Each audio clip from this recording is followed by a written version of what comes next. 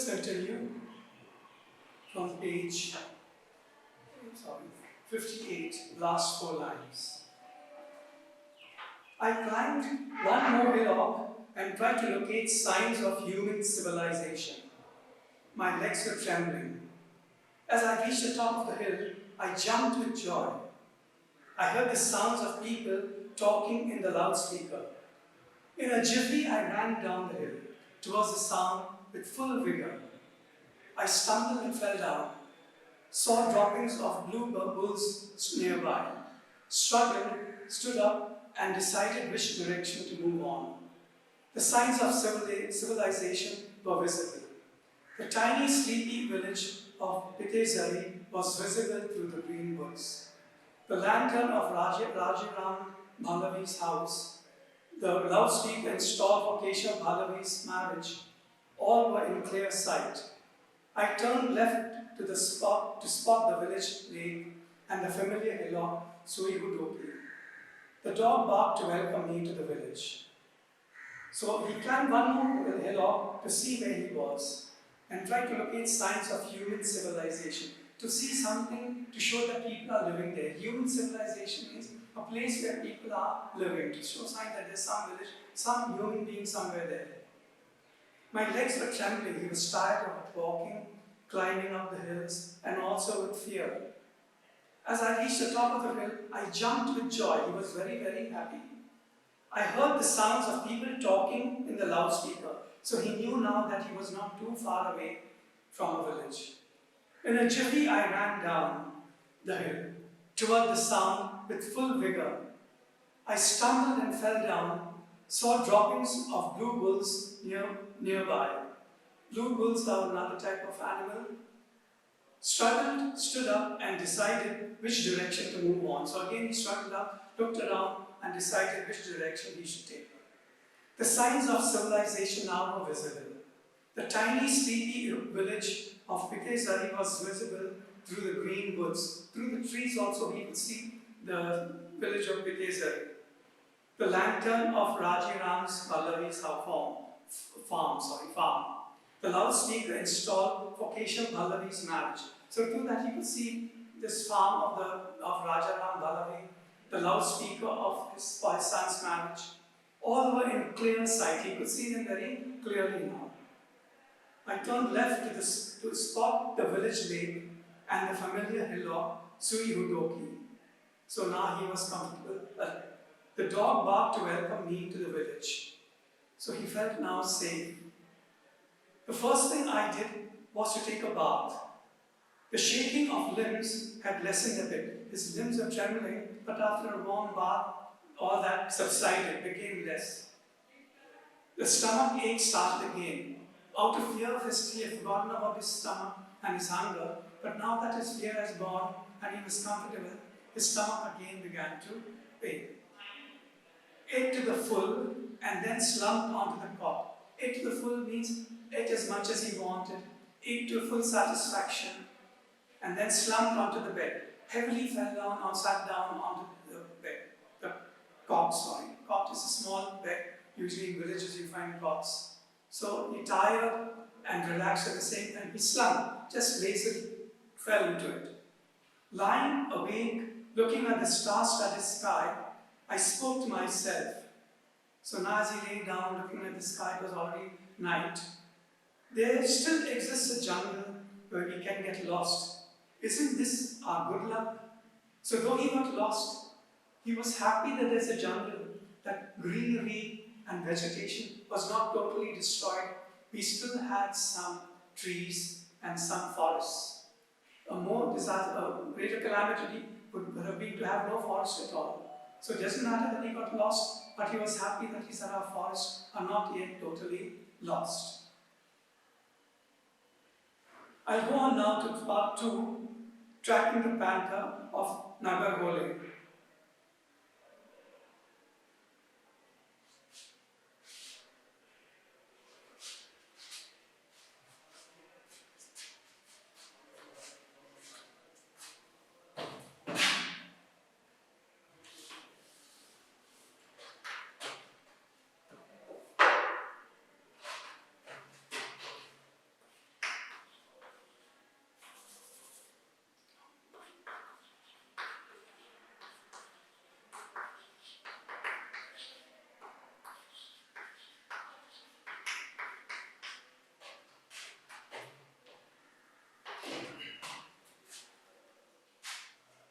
Shah's Jung is a wildlife photographer, cinematographer, big cat tracker, man-animal conflict resolution seeker, and lodge owner, all rolled into one.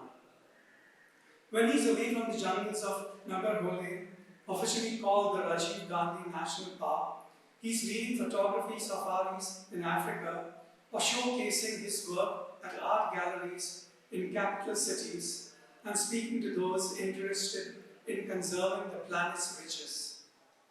Shahs recalls with great clarity the incident that ultimately leads to his answering the call of the felines over a career dedicated to finance. It was somewhere around sunset. We were at a junction. The deer were calling, he says. We went around a blind turn, he continues, and up ahead on the path was this old leopard. You could tell he was past his prime. The jungle had taken a toll on him. He only had 3 canines. His eyes were sagging. Close to this leopard was another very young, good-looking male who was soon to come into his prime.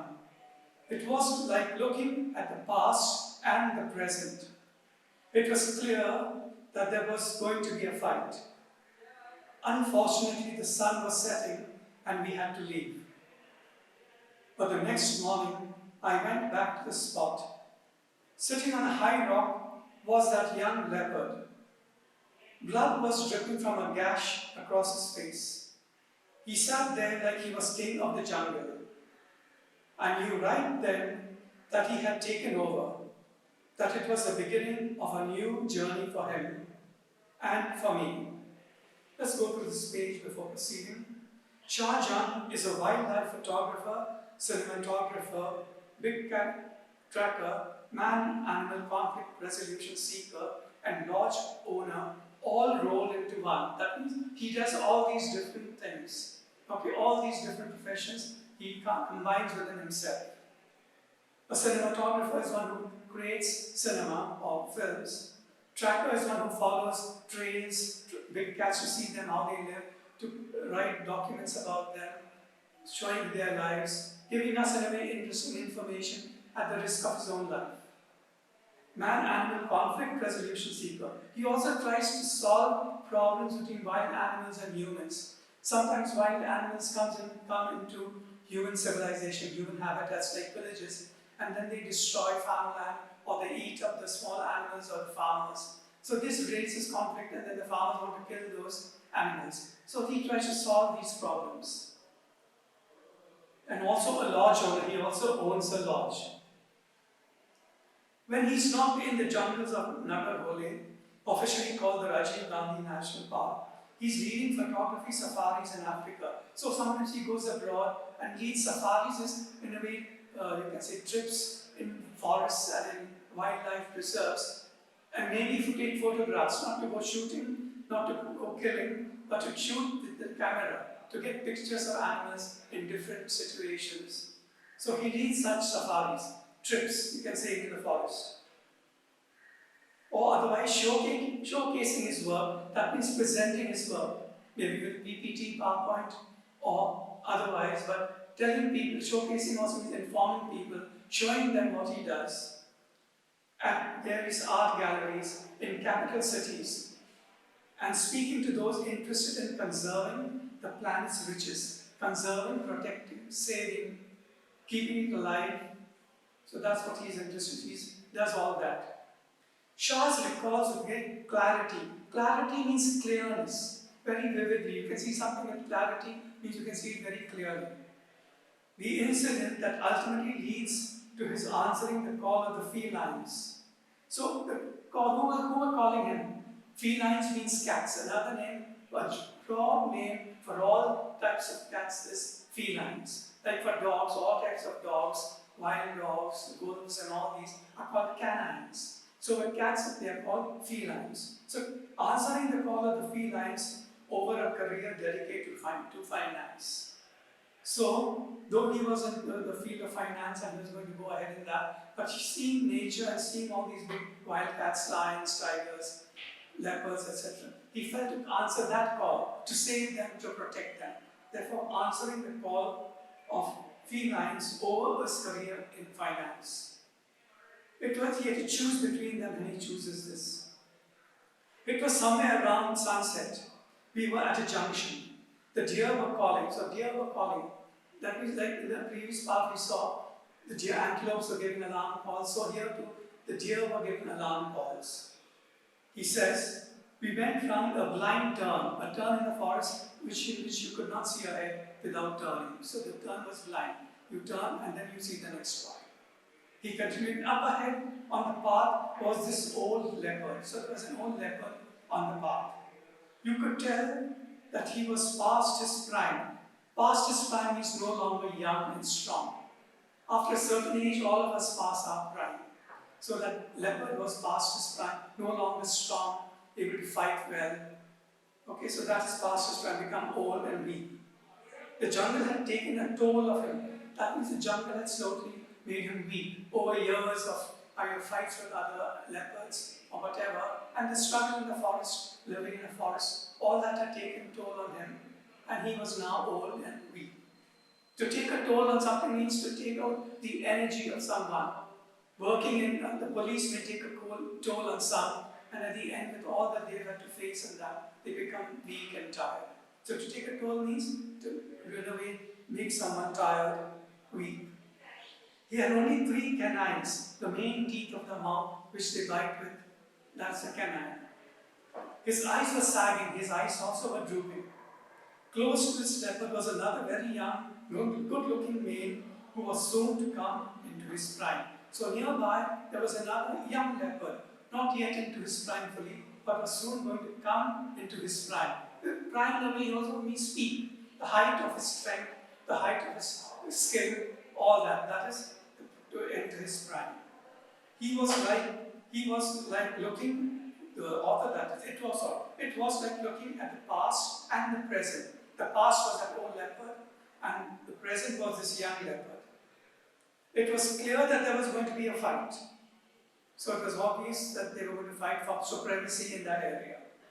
Unfortunately, the sun was setting, and we had to leave. So they couldn't see the fight. But next morning, I went back to the spot. Sitting on a high rock was that young leopard. Blood was dripping from a gash across his face. So in that fight, this young leopard got a deep cut on his face. A gash is a mark of a deep cut, or a deep cut that one gets in a fight, either with a sharp instrument. He sat there like he was king of the jungle, but he sat there very proudly like the king. I knew right then that he had taken over, so he had defeated the old leopard. It was the beginning of a new journey for him. So it was a new journey for this young leopard as the boss or the one in charge of that area, the leader of that area. And for me, and for the writer also, it was a change. But this is where he decided that he would now give his life to wildlife, conserving wildlife, tracking them, seeing how they live. So this was when he made that decision to change from finance to this other work that he was doing. Photographs of that leopard, the victor, Scarface, as Shah's named him. So this photographer was Shah. So Shah's named him Scarface because of the scar on his face. Not only made Shah's famous among India's wildlife community, but also led to Shah's enviable reputation as a chronicler of the wild. So the Shah Jahan had published quite a number of photographs of this young leopard with a scar on his face, by which he called that young leopard Scarface. So these photos made Shah famous among India's wildlife community. So they regarded him as one who really does a lot for wildlife, but also led to Shah's enviable reputation as a chronicler of the wild. A chronicler is one who records time after time a regular history of the wild in a systematic order, in a systematic way, chronologically, one event after the other. So the development, for example, of this young leopard, Scarface, he would trail him over the years, how he developed, what he does. So that is a chronicler, one who chronicles things, tells us when, how it happened, and in a systematic, chronological order. Through my journey of photographing Scarface, I have discovered other leopards, his mates, and discovered his nemesis. Nemesis means, in a way, someone who defeats you in the end, or who pays you back in the end. That's the nemesis. Okay? So, the one who gives you your punishment, you give others punishment and defeated them. Now, someone else who may defeat you, that is nemesis. You get back what you sort of have done to others. So, in a way, he discovered his nemesis, tigers. So, tigers would, in a way, harm leopards. So, they were his nemesis. They were stronger and bigger, I guess. I also discovered the current protagonist of my work, Saya.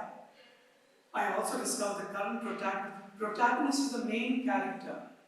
You can say in the film, the hero. So in this thing, the protagonist is the main character of his writings. Okay? Saya, while tracking Scarface. So while tracking Scarface, Shah also saw this other leopard called Saya, another animal called Saya, a black panther, the world's first black panther. So in his area. So he started tracking him also. So while tracking Scarface, he discovered Saya, the behavior of which is being documented so intimately on camera by tracking its movements. So he also discovered this black panther while tracking Scarface. And that also, now that became, Saya in a way slowly became the main character in that area. So this is the world's first black panther, the behavior of which is being documented so intimately on camera. So Saya is the first panther to be documented so carefully. There have other black panthers in different parts of the world, but this is the first one to be documented so thoroughly and carefully by tracking all its movements. So far, all the research on the animal has been done through camera traps. They place cameras at different locations, and through those cameras they take photos. So far, all the research has been done through camera traps. Through many months of toil, Shahs has managed to collect precious footage, including that of the animal mating, of Saya mating, to piece together the incredible landscape of a black panther's life. So, Chang has also recorded and photographed the whole life as it evolved of this panther, Saya, including his mating and other parts of his life, other phases of his life, you can say. And put them, to piece together means to put together. Okay, so a lot of precious footage. Footage means the amount of shots you have on a camera, on a film, that is footage, the footage of a film. Now, of course, we don't use that with films. We use SIM cards and things like that. But originally, they had to have film rolls on which they did all this. Saya, Scarface, and Pardus, the leopard that lost to Scarface, have also led Shahs down a different path of discovery. So Saya was the latest entry, Scarface, and before him Pardus, the one whom he defeated. The leopard whom Scarface defeated was Pardus. That's what they named them. Learning about them and the loss to their habitat has led Shahs to create the Buffer Conflict Resolution Trust of India. So, seeing how much of place they are losing by people coming and slowly encroaching on the forest, he decided to start an organization to preserve all these wild animals without harming human beings, but rather try to have them both live in peace. So, learning about them and the loss to their habitat. Habitat is a place where animals stay naturally, their original place where they live, where they mate, where they live, they die. So that is their natural habitat, where they normally live. But they've lost a lot of that because of farming and things like that. So he's trying to save them. To create the Buffer Conflict Resolution Trust. A buffer is an area which, or an organization which softens any conflict, or which tries to soften and lessen any shock or any harm. Make it a little more pleasant, a little less dangerous, a little less damage. So that is what he's been trying to do. It's an agency that educates villagers who live on the fringe of the forest of the forest on the importance of conservation. So he's trying to tell villagers who stay at the edge of forest how important conservation or preserving the forest is. Okay, therefore not to just destroy the forest, but to preserve. So that's the purpose of this trust, to help them to learn to conserve the forest. Okay, that's a part of the training that he gives them. But the main purpose is to preserve the forest so that these animals can have a place to live safely. We are in the heart of a man-animal conflict zone. So the edge of the forest is where man and animal have conflicts, have in a way you can say fights, okay, conflict. Explain Shahs. There is no specific buffer zone here around. A buffer would be a medium area or a middle area. One side is the habitation of the farm and the other side is the forest. So such a buffer zone would in a way soften their conflict, would lessen their amount of coming to with each other. But in that area there's no such buffer zone which can help to solve the problem. Okay? There is no specific buffer zone around here. The core area of the forest ends where the fields begin. So the fields begin and the forest ends. There's no space in between those two. In dry season, elephant and wild boar incursions into fields are very common. So in the summer when things are dry, wild boar, wild pigs and elephants, incursion means enter into. In a way you can say come into what you're not supposed to be. But incursion is entering into areas which is not meant for you, not allowed to be. But of course the animals don't know that. And they are looking for food, so they go where they can find food. That is incursions. Recently we spoke about the incursion of Chinese into Indian territory. That's another type of incursion. That is a very deliberate, illegal incursion to try and grab land. That is here it's nature looking for its food. Old lepers like Pargus, who have lost territory in the forest, often carry away livestock from villages. So old lepers like this who cannot fight and kill their prey, look for easy prey in villages like small cats, dogs, small goats, calves, things like that which are easy for them to catch and take away. This creates resentment among locals towards the animals, on occasions leading to unpleasant situations. So the animals get angry when the farmers get angry when their animals have been taken away. And so that creates resentment, means anger, unhappiness, anger, dislike for these animals. And therefore very often they try to harm them, shoot them or kill them in whatever way they can. So this is the main purpose of this institution which he started, Buffer Conflict Resolution Trust of India. So trying to buffer, soften the conflict between humans and animals. So that is the purpose of that trust. Putting tourist money to good use under the PCRTI umbrella, CHARS provides locals with vocational training with the aim of educating locals on the merits of conservation and to help them benefit from tourist currency. The visitors at the resort are welcome to volunteer to teach a skills training class of their choice. The acquired skills enable locals to find employment with any of the numerous wildlife resorts in the region, if not in a faraway city. So what does this institution or this organization by Shahs do?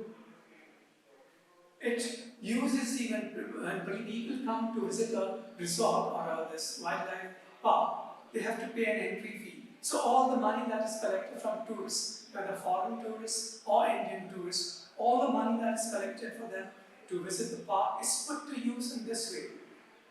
See, so he and this umbrella, under the PCRTI umbrella. Umbrella is only a name or a banner under which there are many other smaller organizations. Many little smaller organizations in different areas which have the same purpose. So they all come together under the banner of PCRTI. So together he organizes all of them to organize classes for people who are interested. So all that money is used to train the villagers to protect themselves, how to handle these problems. Okay? So the aim of educating the locals on the merits of conservation, how important it is, and what benefits they will get from conserving the forest, and to help them so to give them some income also through all this. Visitors who come there often are allowed to volunteer to teach any skills that they know and which they like to share. About, of course, wildlife, about forest conservation, etc. The acquired skills enable the locals, the villagers of the area, to find employment with any of the numerous wildlife resorts. So there are many resorts where they need people to guide tourists to make sure they don't harm the environment. So they get employment in these different other resorts, and that way they can earn money, not only by farming, but also by working in these wildlife resorts. Or sometimes some of them can go to a nice faraway city and give talks themselves on wildlife or on conservation. Mani Gowda is one such local agriculturist who is trained at BCRTI and is now a certified naturalist employed by the bison. So this is the name of one of the villagers from there who came to BCRTI to get training, and now he got a certificate, a certified naturalist. Okay, so he's now allowed to give training to others on nature, on conserving forests, on how to handle wildlife problems and things like that.